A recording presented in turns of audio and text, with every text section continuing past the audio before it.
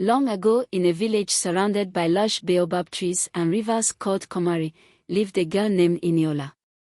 Eniola had always been a girl of quiet beauty, her skin kissed by the sun, her eyes deep like the ocean. She grew up in a small village, where everyone knew each other, where love was rare but cherished when found. And she had found love, a true, untainted love, with Yusuf, the son of the wealthiest man in the land. He was a kind and gentle man with a calm demeanor. Despite their different worlds, their love flourished, growing in secret, away from prying eyes that judged and whispered. But love, as beautiful as it was, could not shield them from fate. One evening, under the silver glow of the full moon, Yusuf held Eniola close. "One day, we will leave this place," he whispered. "We will start a new life, just you and me." She had believed him.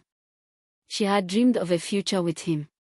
But the next morning, everything changed. Yusuf was dead. No one knew how. He had gone to sleep the night before, healthy and full of life, and never woken up. The village mourned, but whispers soon arose. Some said it was a curse, others claimed the spirits had taken him. Eniola's heart shattered, and her world crumbled.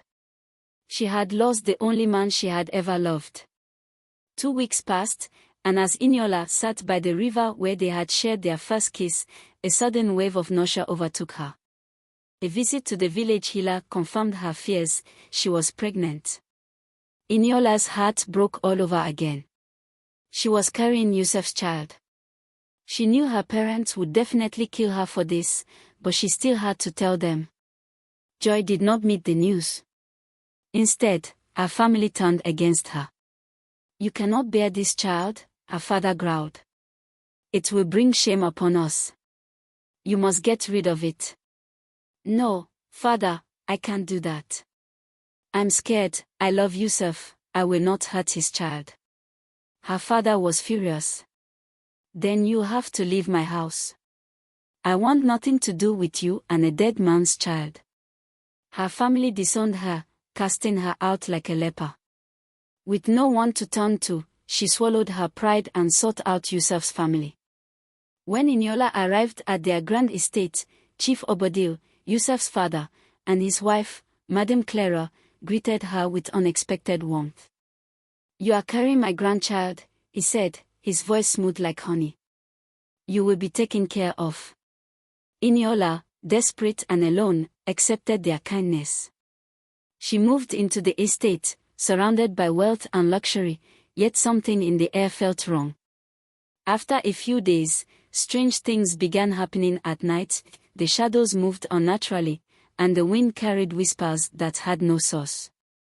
She often woke up gasping, feeling as though unseen hands were touching her. And then, one evening, it happened. She was walking through the dimly lit halls when her vision blurred, and suddenly, the world around her changed. The walls bled, the shadows twisted into grotesque forms, and at the heart of it all stood Chief Obodil. His face warped between human and something monstrous, his body cloaked in darkness. Then she saw them, in his children.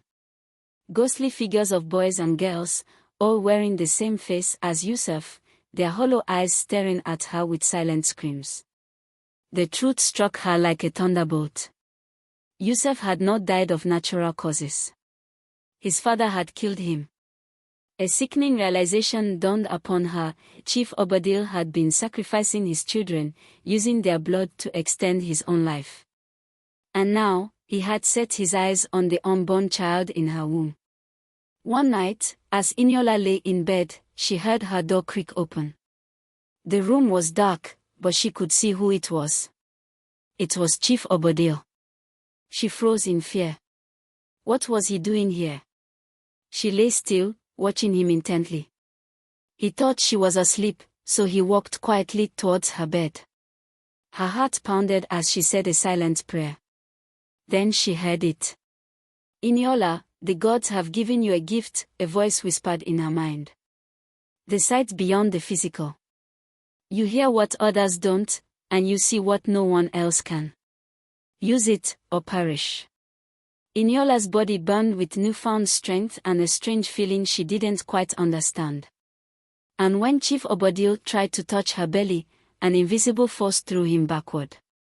He quickly steadied himself and walked out in haste. The next morning, Eniola was too scared to leave her room. She prayed for guidance and protection. Who could she tell? Who would believe her? She thought of running away, but where would she go? Her own family had abandoned her. She couldn't bring herself to tell anyone in that house for fear of being branded a liar and ungrateful.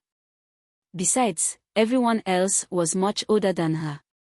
As days passed and her belly grew, Eniola moved around the house in fear, afraid of what might happen next. Chief Obodil always appeared very nice and loving towards her in the eyes of everyone, but she knew he was only pretending. Then one night, Chief Obodil came into Eniola's room again, but this time, something otherworldly happened. As he stretched his hand to touch her belly again, he was thrown across the room by a great force. And Eniola saw the spirits of his slain children rise from the shadows, their sorrow turning to rage. Obodil screamed as the spirits descended upon him, dragging him into the abyss of his own making. The house trembled, the walls cracking as the weight of his sins crushed the very foundation of his empire. Eniola couldn't believe what just happened. She was too frightened to move. She pulled the cover over her head and prayed it was only a dream. By dawn, the house stood empty, the curse was lifted. Then Yusuf appeared to her one last time. His face peaceful. He smiled at her, reaching out to touch her face, and then, he disappeared. Eniola, though protected by the divine, hurried out of the mansion, not knowing where she was headed, but she knew she couldn't remain in that house any longer. And with her child still safe in her womb, she left the grand estate. She would raise her child to be different, to be kind, to be just. For he was not only the child of love but the child of destiny. And destiny had plans for him. As Eniola left the cursed estate behind, she knew her journey was far from over. The spirits had granted her the power of sight, but with it came a heavy burden. She needed to find a safe place, far from the reach of those who might seek to harm her and her unborn child. She traveled for days, her body weary but her spirit unbroken. Along the way, she met an old woman who lived at the edge of the forest. The woman, known as Mama Shola, was a revered seer who had guided lost souls for generations. "Child, you carry more than just a baby," Mama Shola said, peering into Eniola's eyes. "You carry the fate of a people. Your child will be haunted, for he is meant to break a cycle that has lasted for centuries." Fear gripped Eniola's heart. "What must I do?" she asked. "You must be strong. You must learn to control your sight. The darkness that sought your child has not vanished, it will find another way to strike. But you are not powerless.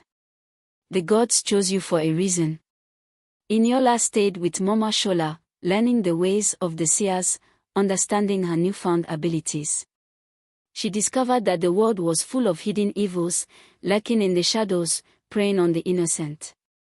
And she vowed that she would protect not only her child but anyone else who suffered under the weight of such darkness. Eniola continued to stay with Mama Shola, and she gave birth to a beautiful baby girl, and named her Ibon, meaning gift. For indeed the gods having given her a precious gift. Thank you so much for watching this video. Please share your thoughts about this story in the comment section. Also like, share and subscribe to this channel to help us grow.